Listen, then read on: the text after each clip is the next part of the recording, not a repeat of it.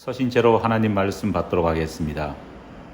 오늘 우리에게 주시는 하나님 말씀 창세기 1장 26절 한 절 말씀입니다. 창세기 1장 26절 한 절 말씀입니다. 주신 하나님 말씀 제가 봉독해 올리겠습니다. 하나님이 이르시되 우리의 형상을 따라 우리의 모양대로 우리가 사람을 만들고 그들로 바다의 물고기와 하늘의 새와 가축과 온 땅과 땅에 기는 모든 것을 다스리게 하자 하시고 자리에 앉아주시기 바랍니다. 금년초 한국갤럽에서는 한국인의 종교의식에 관한 설문조사 결과를 발표했습니다. 1984년부터 매 4년마다 조사에 발표하고 있는 이 설문조사 결과를 보면 한국 사람들은 세계 어느 민족보다 훨씬 종교적이라는 사실을 알 수 있습니다. 1984년 첫 번째 조사에서는 응답자의 58%가 자신을 무종교인이라 그렇게 대답했습니다. 그런데 2004년 조사에서는 58%였던 무종교인의 비율이 48%까지 떨어졌습니다. 바꾸어 말하면 2004년 대한민국에 살고 있는 절반이 어떤 종교든 종교를 가진 신앙인이 되었다는 것입니다. 단 20년 만에 전 인구의 10% 이상이 무종교인에서 종교인으로 바뀐 것입니다. 전쟁 같은 생명을 직접적으로 위협하는 국난이 없는 상태에서 이렇게 종교인의 숫자가 급속히 늘어난 예는 역사상 찾아볼 수 없다. 그렇게 많은 전문가들이 당시 진단했습니다. 바로 이 당시 기독교 인구 역시 급증해 한국 인구의 4분의 1이 복음화되었다고 기독교계에서는 크게 공유되어 있었습니다. 그런데 조사를 시작한 이래로 단 한 해도 줄어들지 않았던 무종교인이 종교인으로 탈바꿈하는 이 행렬이 금년초 조사 결과에서는 급변하게 됩니다. 금년 조사 결과를 보면 무려 응답자의 60%가 자신을 종교인이 아닌 종교가 없는 무종교인이라 그렇게 대답한 것입니다.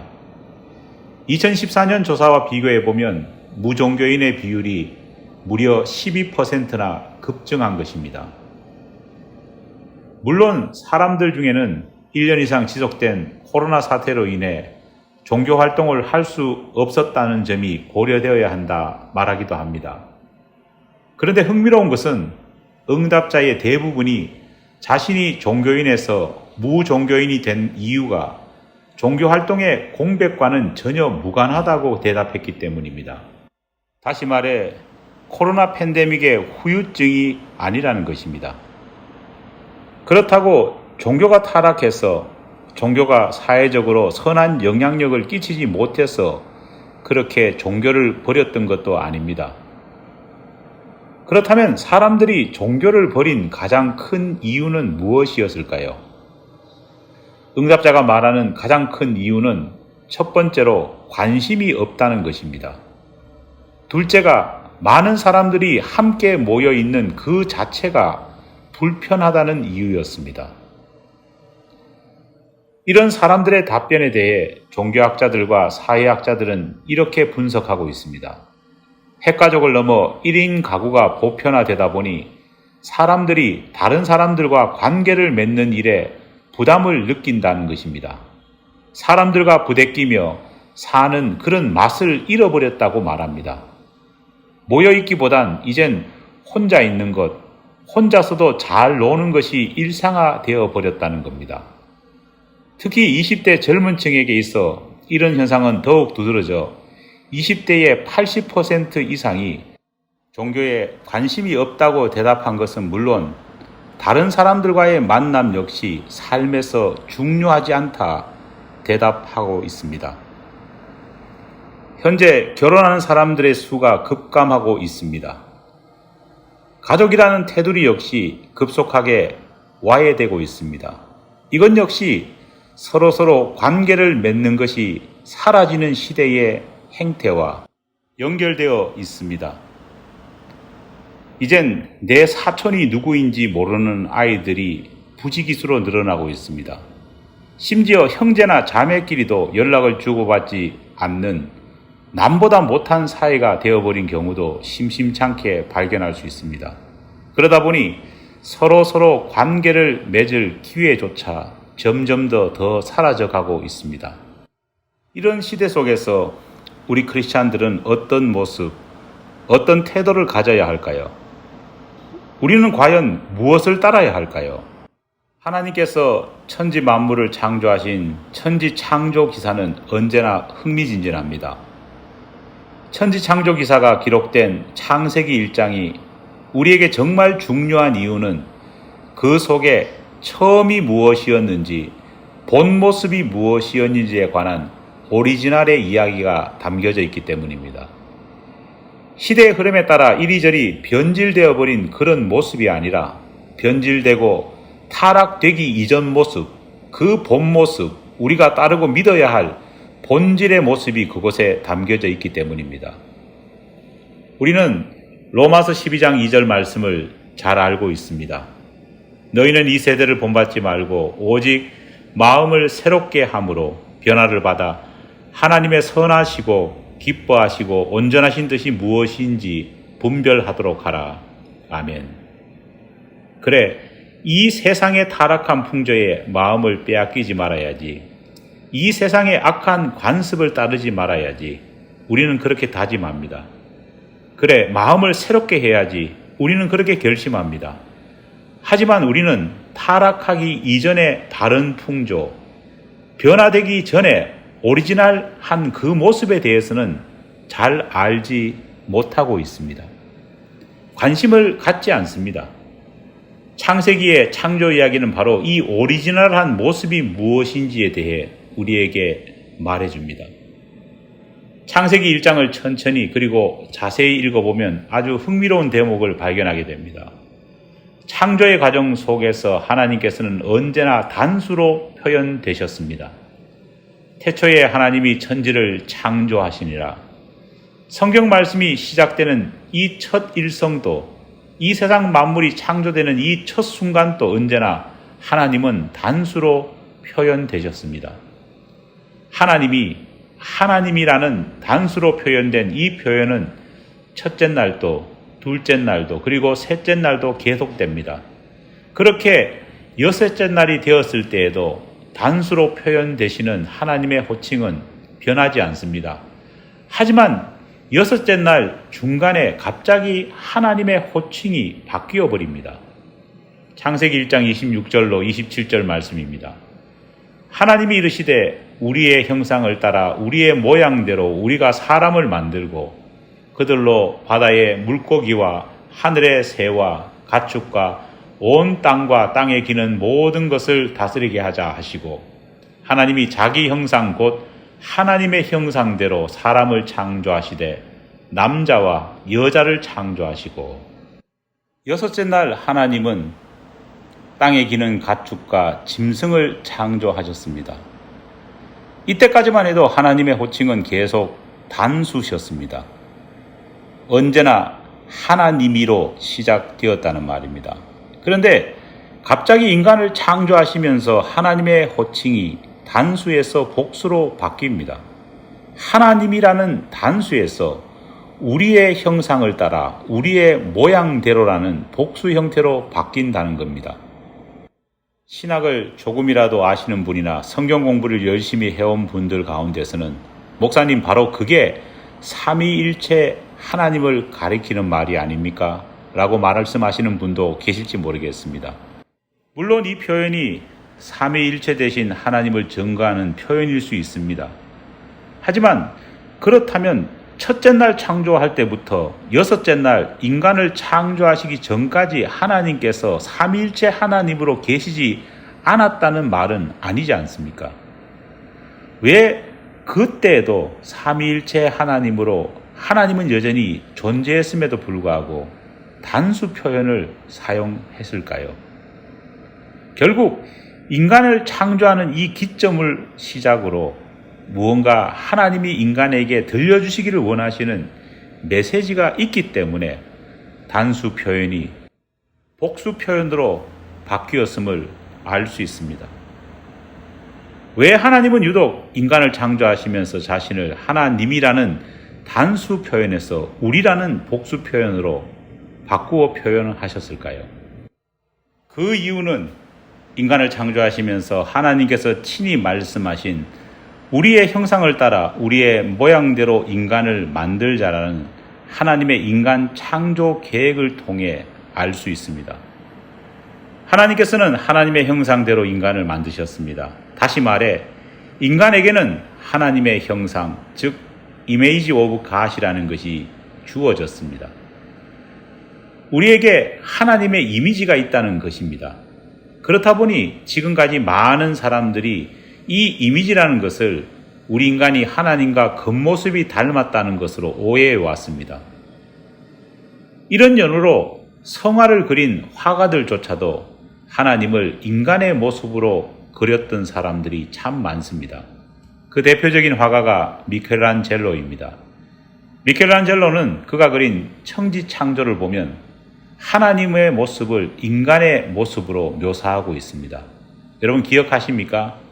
천지창조의 한 부분을 보면 아담과 손가락 끝을 맞추려 하시는 노인의 모습으로 그려진 하나님을 우리는 볼 수 있습니다. 하지만 하나님의 형상을 인간과 비슷한 모습으로 생각하는 것은 잘못된 것입니다. 비성경적인 생각입니다. 왜냐하면 신이신 하나님께서는 육체를 입지 않으시기 때문입니다. 하나님은 형상 자체가 없습니다. 만약 하나님께서 원래 인간과 똑같은 비슷한 형상을 가지고 계셨다면 굳이 성자 예수님께서 이 땅에 오셨을 때 성육신이라는 인간의 모습을 입으실 필요도 없지 않았겠습니까? 이사야 40장 18절 말씀입니다. 그런즉 너희가 하나님을 누구와 같아 하겠으며 무슨 형상을 그에게 비기겠느냐? 그렇다면 하나님의 형상이란 도대체 무엇일까요? 우리라는 표현을 사용하시면서 하나님께서 인간에게 알리시기 원하신 바로 그 하나님의 이미지란 어떤 것일까요? 창세기 1장 말씀을 해석한 것으로 유명한 요한복음 1장 말씀을 보면 사도 요한은 인간을 향해 우리의 형상, 우리의 모양으로 표현하신 하나님의 이미지를 이렇게 설명하고 있습니다. 태초에 말씀이 계시니라. 이 말씀이 하나님과 함께 계셨으니 이 말씀은 곧 하나님이시니라. 그가 태초에 하나님과 함께 계셨고. 아멘. 사도 요한의 이 표현에서 유난히 반복적으로 강조되고 있는 표현이 있습니다. 단어가 있습니다. 무엇입니까? 바로 함께라는 말입니다. 성자 예수님께서 하나님과 함께 계셨다고 말합니다. 반복되고 있습니다. 하나님께서 우리 인간에게 말씀하시길 원하시는 하나님의 이미지는 다름 아닌 함께라는 표현 속에서 담겨 있는 관계입니다. 하나님께서는 인간에게 성부, 성자, 성령, 삼위일체로 계시는 하나님의 모습을 보여주시면서 우리 인간 역시 하나님의 모습처럼 서로 함께 서로 관계를 맺으면서 살아가기를 원하십니다. 다시 말해 인간은 삼위일체 하나님처럼 함께 있고 서로 좋은 관계 속에 있을 때 하나님께서 인간을 창조하신 창조의 본 모습대로 살아간다는 것입니다. 말틴 부버는 요한복음 1장 1절 말씀인 태초에 말씀이 계시니라 라는 이 말씀을 자기 신학적 관점으로 이렇게 바꾸어 고백합니다. 태초에 관계가 있었느니라. 그는 성자 예수님을 성부 하나님과 인간 사이의 관계를 회복시키는 존재로 성부 하나님과 성령 하나님 사이를 연결하는 존재로 보았습니다. 인간을 만드신 하나님께서 가장 먼저 하신 일이 무엇입니까? 혼자 독처하는 아담을 보신 하나님은 아담에게 배우자, 즉 하와를 만들어주는 것이었습니다. 하나님께서 왜 하와를 아담에게 만들어 주셨을까요? 그 이유는 바로 그것이 하나님께서 인간에게 바라시는 목적이기 때문입니다. 인간이 인간답게 살아가기 위해서는 인간이 하나님의 형상대로 살기 위해서는 하나님의 모습처럼 서로서로 바른 관계 속에서 함께 잘 살아가는 것입니다. 왜 아담과 하와를 결혼시켰을까요? 가장 근본적인 이유는 함께 서로 좋은 관계를 맺고 살게 하기 위함입니다. 우리는 인간이 하나님께 대해 범죄하는 것을 죄라고 부릅니다. 인간이 창조된 이후 하와가 사단의 꾀임에 빠져 죄를 저질렀습니다. 이후 아담이 죄를 저질렀습니다. 그런데 창세기는 그 죄를 무엇으로 규정하고 있습니까? 놀랍게도 죄를 하나님과의 좋은 관계가 단절되는 것이라 그렇게 표현합니다. 이사야 59장 2절 말씀입니다.